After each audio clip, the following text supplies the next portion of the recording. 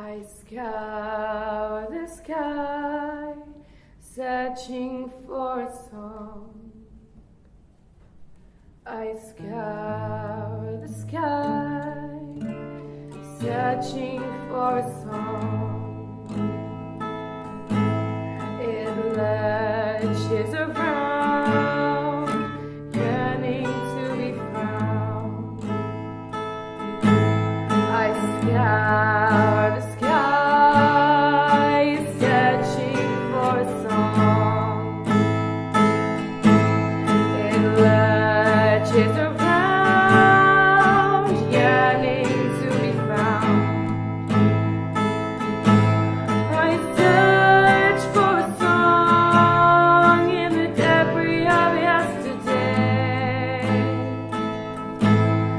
I hang on a note in the shadow of the day. Oh darkness, oh gloom, oh anguish, oh doom. You've held me for so long, away from my song. I look for a song in the rhythm of my heart, for a beat to free my pulse, my melody. For a beat to free my pulse, my melody.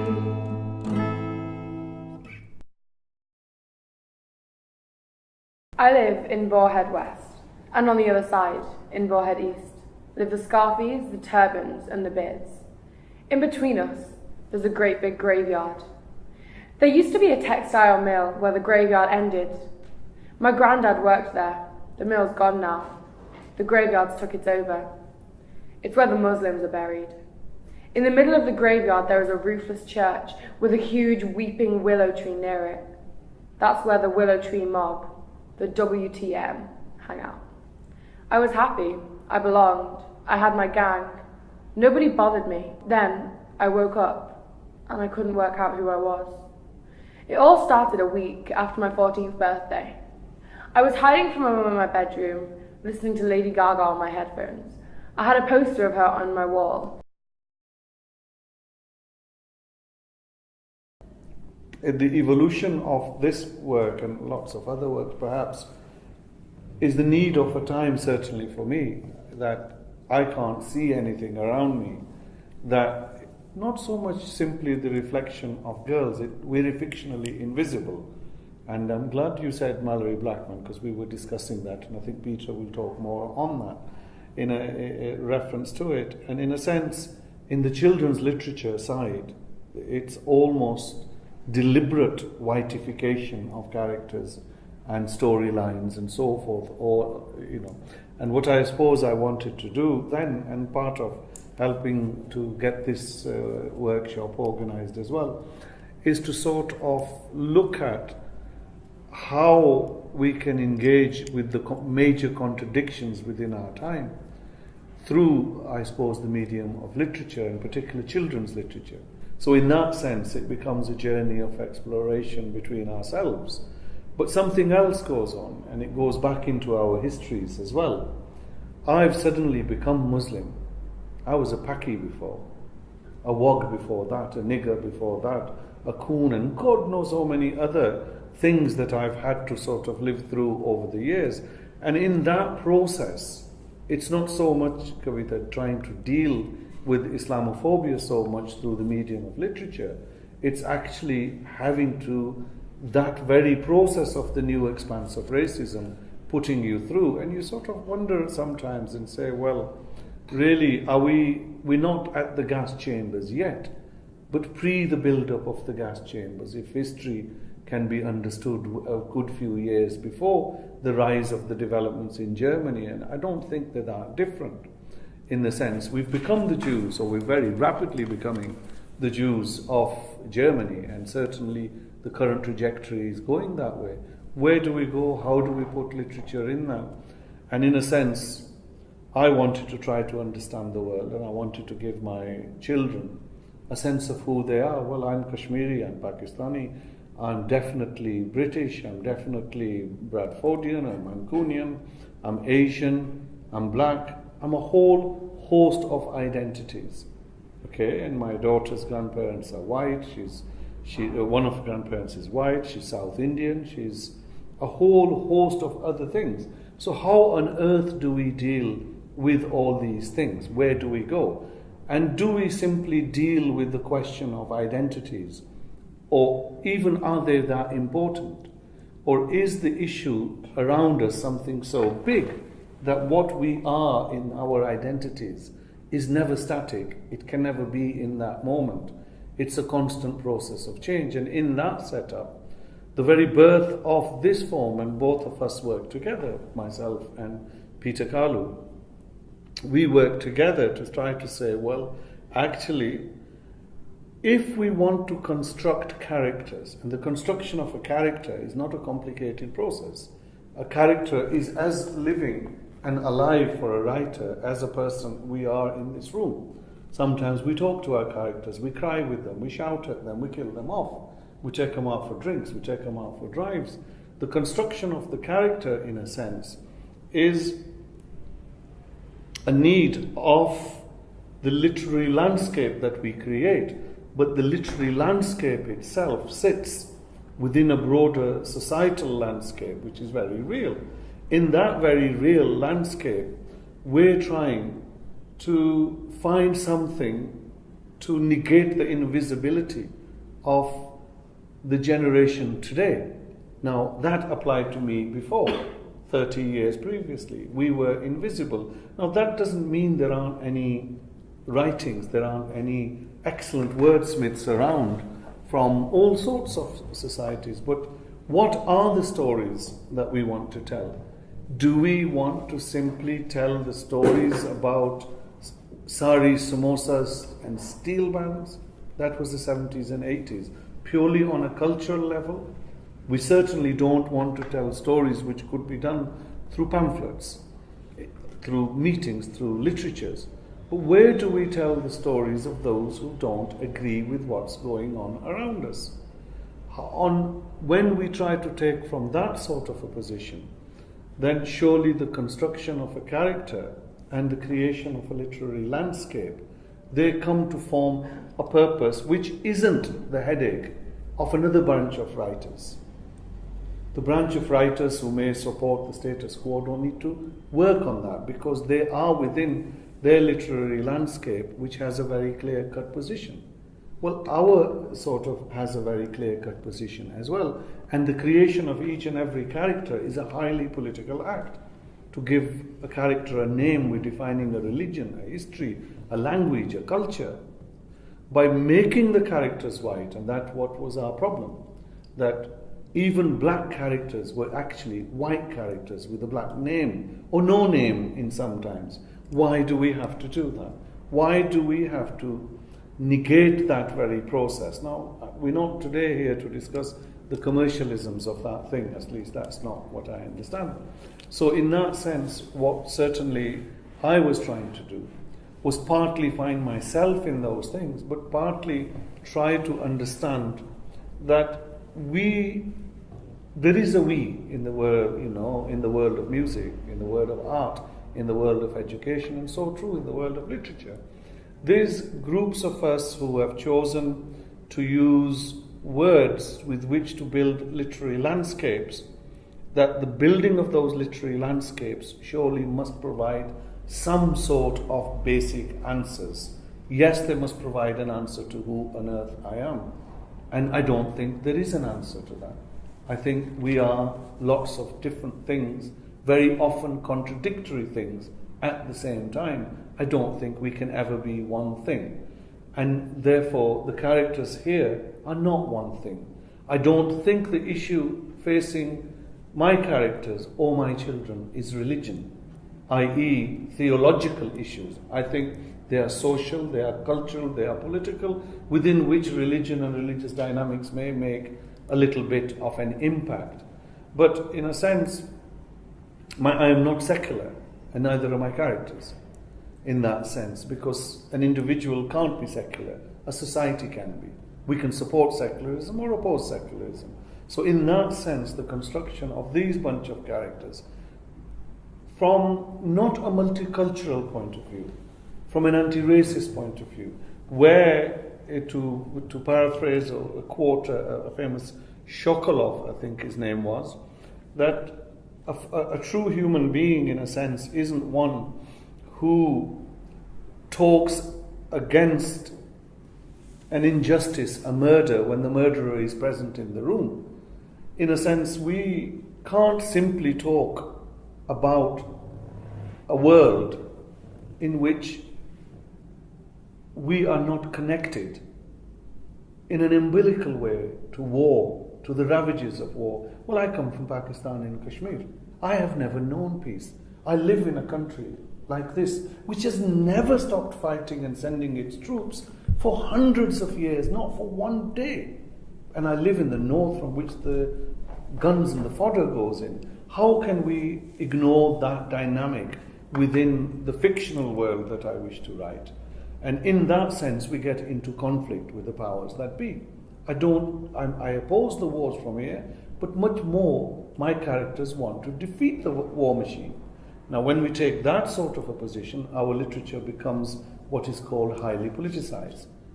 And my point to that is, in a sense, all literature is highly politicized, but where we stand on that sense. So me trying to come to terms with the intense racism of today, this intensity of the new wave of Islamophobia, it hasn't actually got rid of the old, not from the experiences of people sitting in this room. It's added a new layer on it, a much more vicious and reactionary cloak on an old contradiction. So in that sense, what I try to do within this one is to say, well, the young minds are faced with the similar sort of contradictions that we were, that we should try to create the characters that reflect upon the social issues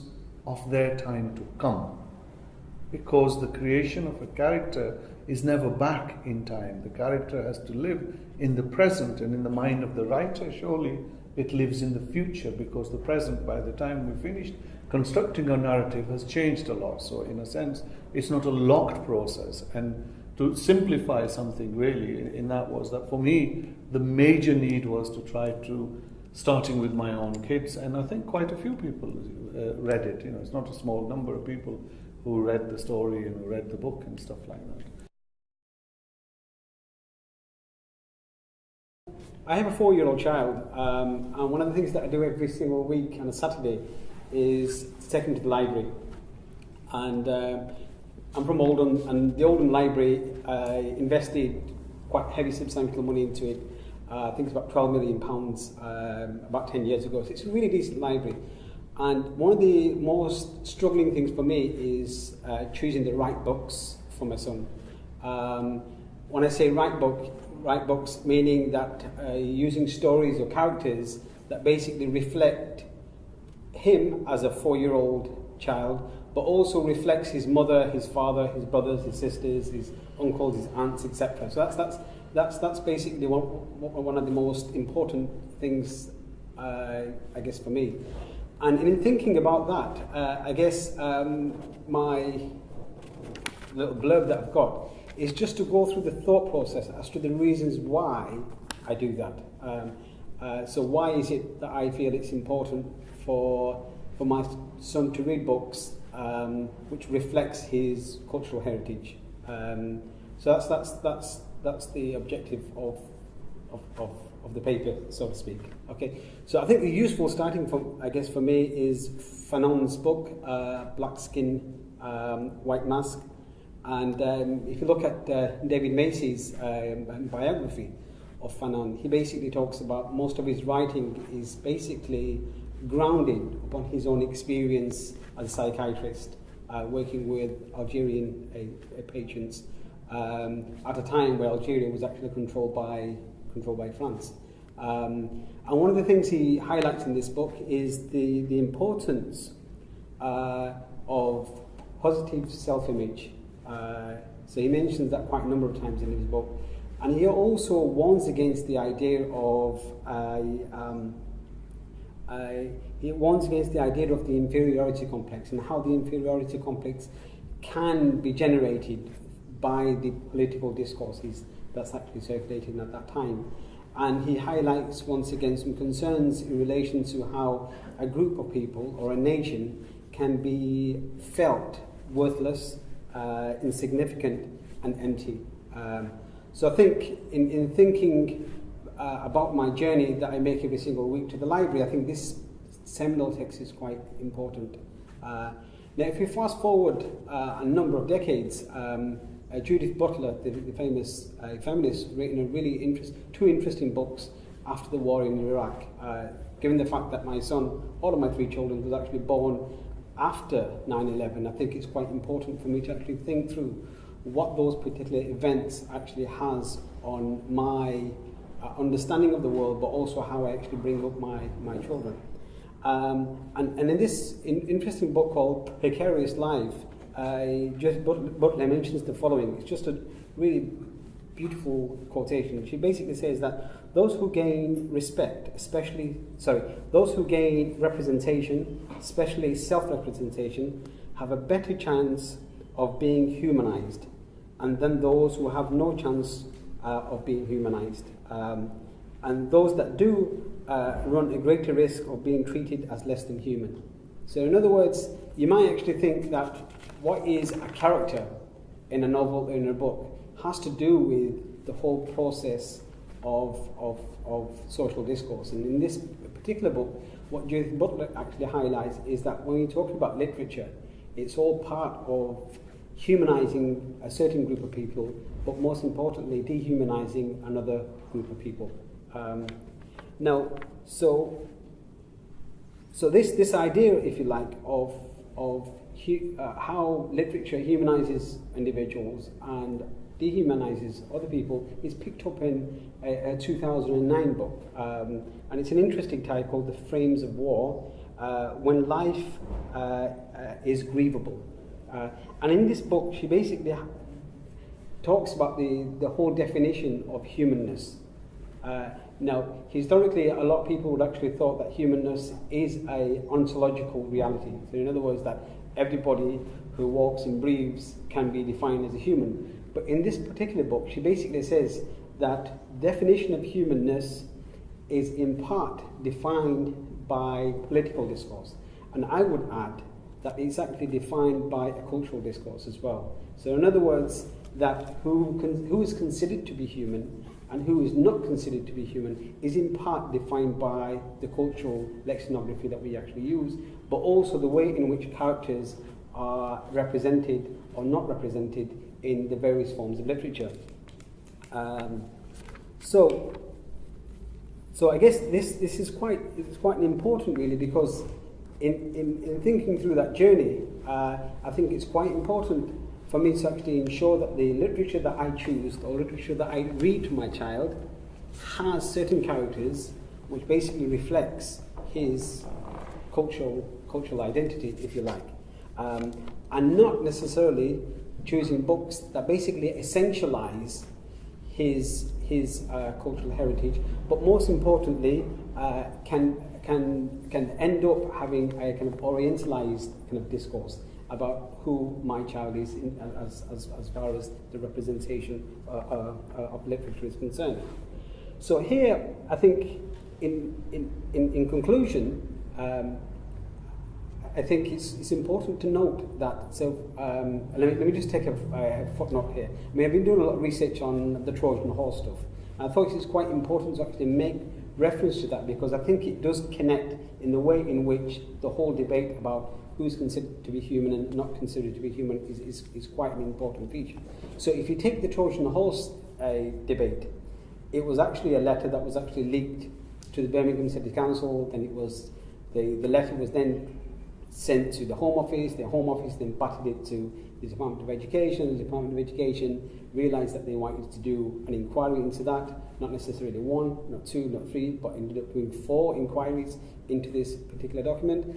But the interesting thing behind the actual document itself is that those people that have been looking at this document now universally agree that that particular document was actually a hoax.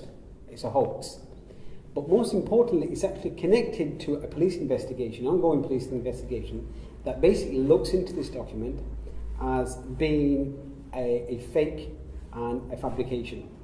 So I guess the question for me is, how does this particular document get so much validity in the public discourse? And in thinking about that, I think it's really important, because what the document does is not necessarily to do with whether or not it's factually correct or not factually correct, because of the fact that it reinforces a certain form of stereotype about Muslims questioning the secular liberal, the questioning about the secular liberal consensus is quite important. So I think this is also important because it connects into that broader picture, if you like. Because if we are not necessarily reading about certain characters, reflecting about certain characters, then this particular type of discourse can enter the public discourse and can be quite easily accepted as a valid truth. Now, I just want to bring that together because one of the other things that I've been doing, as I've been looking into the Trojan horse debate, is looking at the 23 Ofsted inspection reports and basically just analysing the Ofsted reports to actually see what those Ofsted reports actually talk about in relation to the debates about the Trojan horse. And the interesting thing for me is that out of the 21 schools, one of the schools is a nursery school. And the nursery school in 2012 was actually rated by Ofsted as being good. In the 2013 re-inspection was also rated as being good. But if you read through the actual document, it basically talks about recommendation to the school, and the key recommendation revolves around the idea of the staff and the governors going through anti-terrorism training in light of the Preventing Violence Extremism. It also talks about how the idea of preventing violence extremism needs to be embedded through the safeguarding policies and procedures.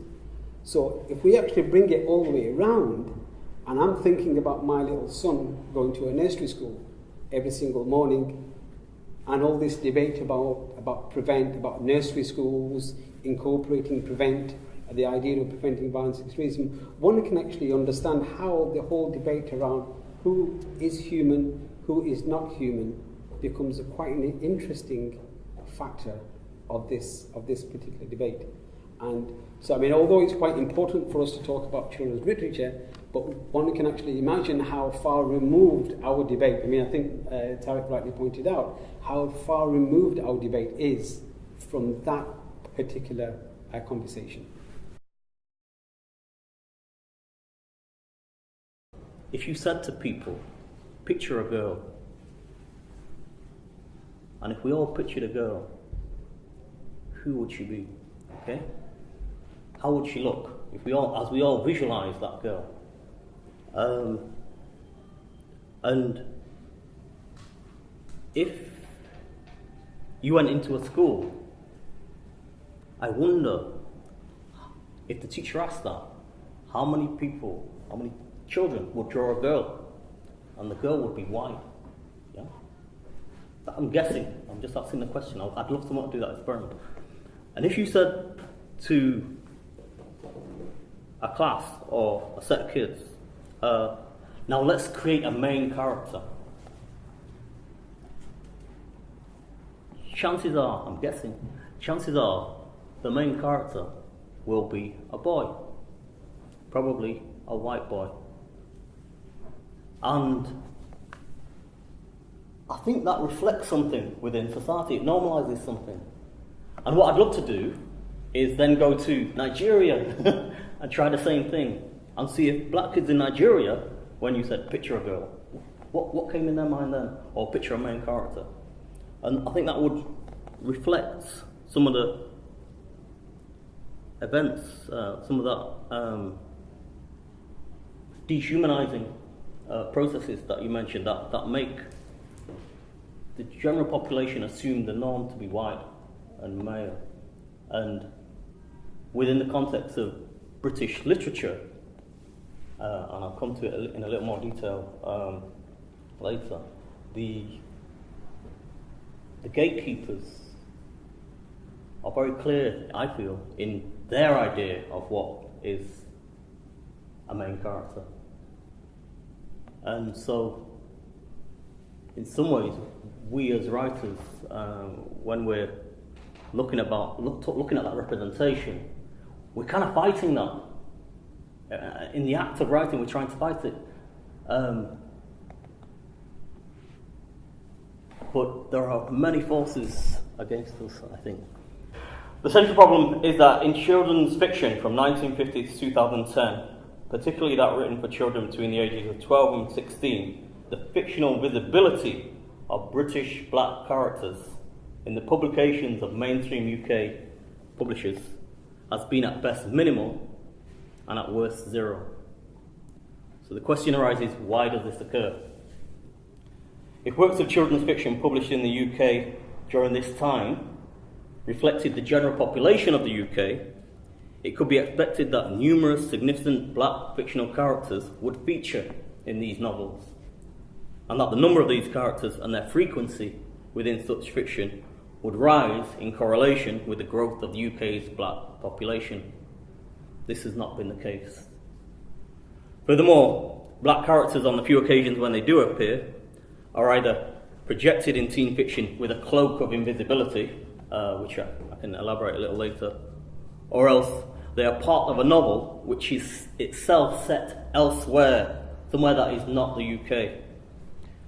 Regarding the invisibility cloak, as Tarek has mentioned earlier, I think Mallory Blackman has spoken about how, at least at the beginning of her writing career, she made sure that you couldn't pick up that any particular character was black. And just to reference different black and Asian writers across UK, I had spoken with Bally Rai about this, and he said that's something that he's recognised too, but he himself signalled straight away the cultural background, the colour of the character that he's writing. And as a writer, to digress a little into the techniques, what interests me is the way in which these writers who adopt a cloak of invisibility, an idea that I'm not going to let you know about the cultural background of my character until I'm sure you are bonded, whatever reason they think that you won't bond otherwise, with that character, or until the publisher says yes, we want to publish this.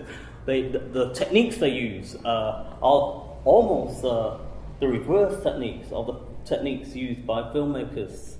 In a novel like this, one thing you will never find pointed out is a mirror. How many films have mirrors around so you can see what's going on in the back? Another thing you'll never see pointed out are photographs of the family on the mantelpiece or anything, because again that will reveal something if they start describing it. So there are various techniques that I'm interested in, by which the authors make sure that you're not certain that the character's black, or that you're not aware that the character's black until often much later in a novel. In Boys Don't Cry by Mallory Blackman, the cultural background of the main characters is not revealed at all until 3/4 of the way through the novel, and then only briefly and tangentially. Regarding both Anita Desai's popular The Village by the Sea, Heinemann, and James Berry's equally popular Thief in the Night, Hamish Hamilton, they're both set elsewhere in India and Jamaica, respectively. So the question is, what is going on with black characters in children and young adults fiction? And to what extent is the industry deliberately excising the black presence in the UK from children's fiction for this age group?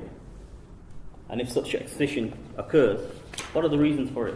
Why do they do it? And if I had time, which I don't, I'll take you through 40 different UK published novels covering 5 decades and examine how the development of black characters progresses along this timeline. The 40 novels will be drawn from the output of mainstream UK publishers such as Penguin, Heinemann, Hodder and Brinkley.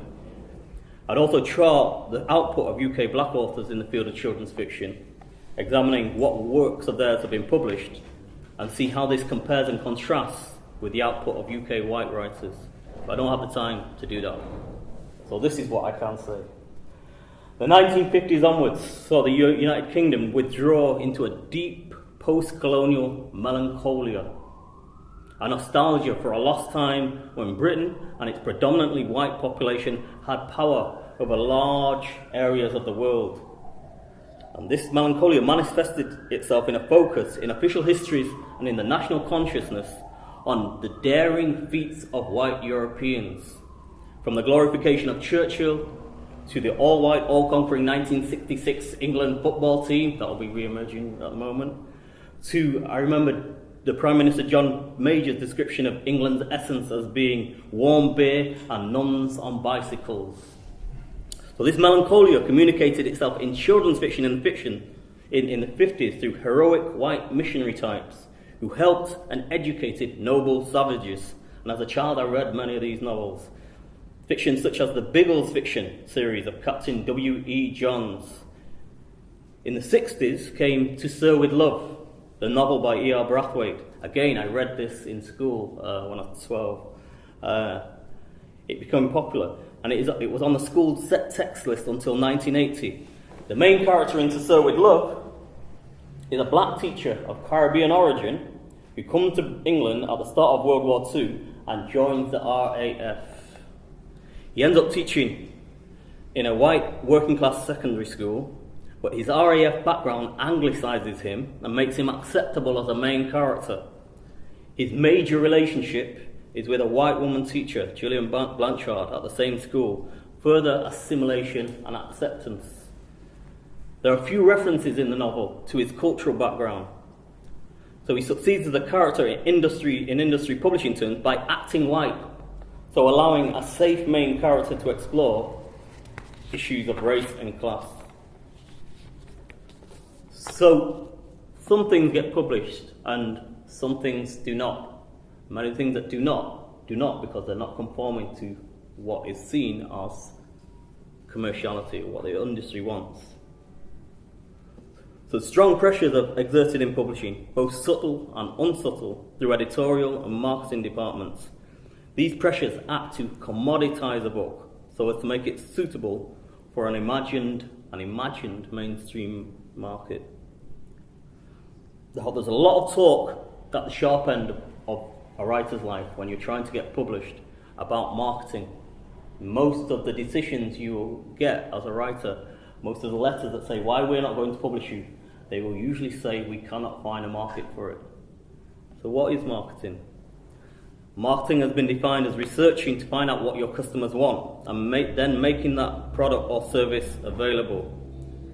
The end goal of marketing, according to this model, is to make selling, pushing things, redundant, in the sense that the product or service will not need to be pushed. Instead, people, once they find out about the product, will rejoice and immediately want it. Yeah. So the aim of marketing is to know and understand the customer so well the product or service fits and sells itself. Now, focus groups are an example of marketing.